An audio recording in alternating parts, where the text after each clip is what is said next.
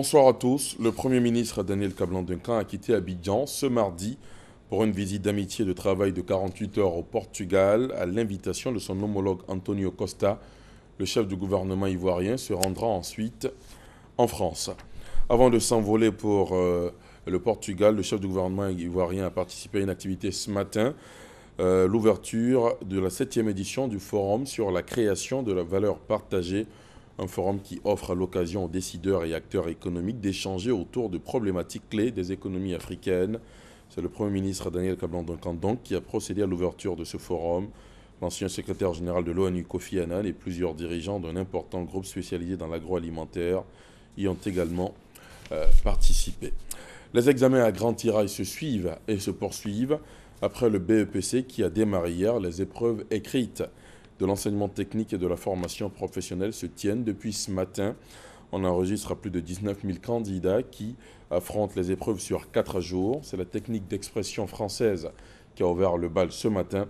Le démarrage officiel a eu lieu au lycée technique de Cocody. Reportage. Il est 7h20. Les candidats arrivent à pas pressés. Nous sommes au lycée technique de Cocody, début des épreuves de la session 2016 des examens de l'enseignement technique et de la formation professionnelle. À 10 minutes de la première épreuve technique d'expression française, François ne retrouve pas encore sa salle. Je n'ai pas eu le temps hier de pouvoir faire cela, donc c'est ce matin que je suis en train de voir.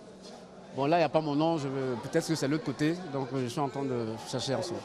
Ils sont plusieurs dans la même situation. Selon les surveillants, ils auraient dû, par prudence, satisfaire à cette formalité la veille dans l'après-midi. En salle, ce sont les premières consignes. Puis, la distribution des feuilles de composition en attendant l'ouverture officielle. Et justement, le directeur de cabinet adjoint va y procéder. Des conseils avisés, puis cap sur un autre centre d'examen, le CBCG. L'épreuve semble abordable selon ses candidats. Le test parle de l'Ebola en Afrique de l'Ouest, un an après. Le test est abordable, j'arrive à comprendre.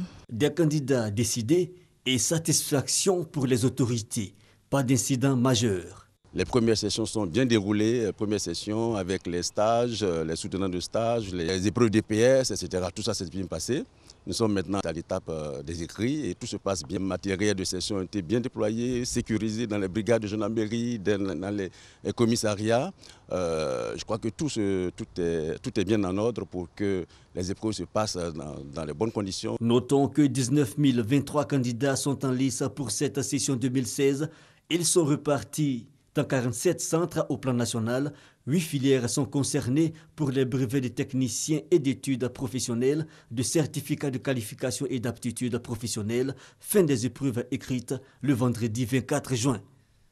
Dans l'actualité culturelle, sachez qu'aujourd'hui, 21 juin, est commémorée la fête de la musique.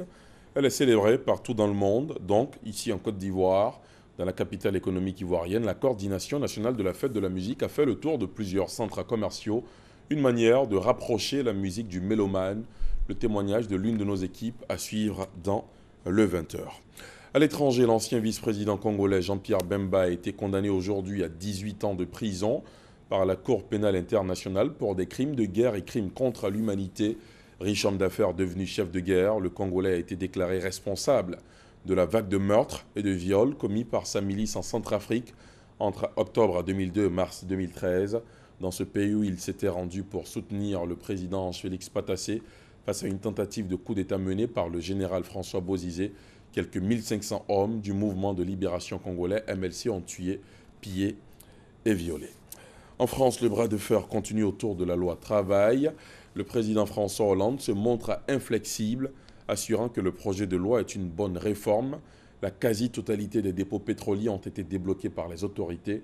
En revanche, 6 des 8 raffineries du pays sont toujours à l'arrêt ou fonctionnent au ralenti. Et pendant ce temps également, les heurts se poursuivent dans la capitale. Le processus de référendum révocatoire contre le président Maduro suit son cours au Venezuela. Pour l'instant, l'opposition a pu rassembler 1% de signatures des personnes inscrites sur les listes électorales, soit 195 721 personnes exactement. Elle a finalement remis près de 2 millions de signatures au Conseil national électoral le 2 mai dernier, mais depuis, plus de 600 000 paraphes ont été invalidés par les autorités électorales. Nouvelle étape donc depuis hier. 1 352 000 Vénézuéliens sont invités à apposer leur empreinte digitale pour confirmer leur signature. Et c'est ici que prend fin ce flash. Merci de l'avoir suivi. L'info revient à 20 h.